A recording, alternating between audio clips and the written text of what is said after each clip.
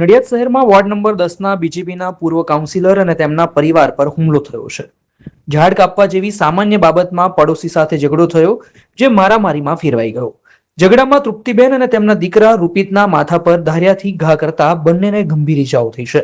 આરોપી નીતિન પ્રજાપતિ અને કશ્યપ પ્રજાપતિ દ્વારા હુમલો કરવામાં આવ્યો હોવાનો આરોપ છે. હાલ પૂર્વ કાઉન્સિલર તૃપ્તિબેન અને તેમના દીકરાને સારવાર માટે નડિયાદ સિવિલ હોસ્પિટલમાં ખસેડાયા છે. આ ઘટનાને લઈને નડિયાદના પશ્ચિમ વિસ્તારમાં ચકચારી માહોલ ફેલાયો છે. પોલીસે સ્થળ પર પહોંચી સ્થિતિ કાબૂમાં લીધી. નામ પિયુષ કનુભાઈ પટેલ છે. આજરોજ સાંજે ફાયર બ્રિગેડના માણસો દ્વારા રોડ ઉપરના ઝાડ, એટલે દર ચોમાસા વખતે અમે ઝાડ કપાઈએ છીએ અને જે ઘરની પરમિશન લઈને જ કપાઈએ છીએ, જેથી કરીને ચોમાસામાં પવન ને વરસાદ પડે તો દુર્ઘટના ના થાય. તો આજે સાંજે ફાયર બ્રિગેડના માણસો મારી ઘરે પહેલાં ઝાડ કાપ્યું.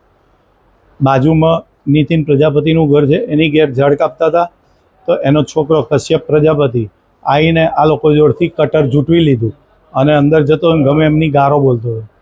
તો મેં એને કહ્યું કે ભાઈ ગારો શું લેવા બોલે છે, કાપવા દે ને, તારા દાદાએ તો કહ્યું છે ઝાડ કાપવાનું. તો મને ગમે એમની ગારો બોલતો.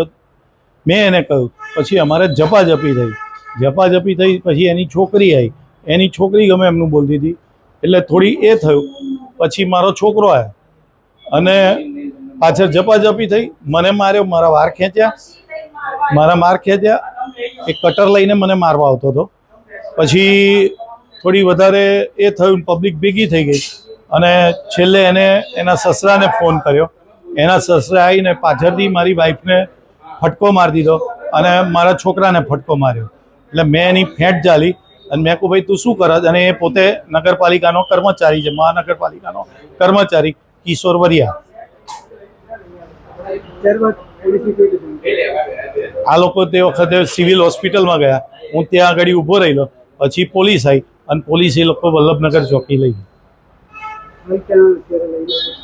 હાલ એ લોકો પોલીસવાળા એ લોકો ત્યાં બેઠા છે, એ લોકોને કશ્યપને ને કિશોર વરિયાને, અને મારી વાઈફને ને મારા સનને રૂપિતને રિફર કરી મા ગુજરાત, અને અત્યારે એ લોકોને સારવાર ચાલે.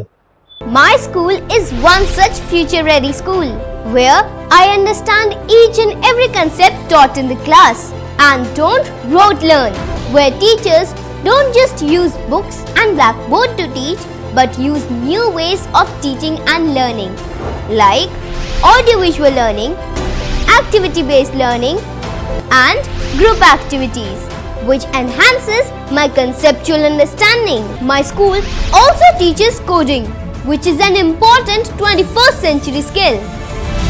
Not just that, I get an opportunity to showcase my skill on a national platform. And with all this, I acquire important skills that make me future ready and confident. Would you also like to know where is my future ready school? Visit now and see for yourself.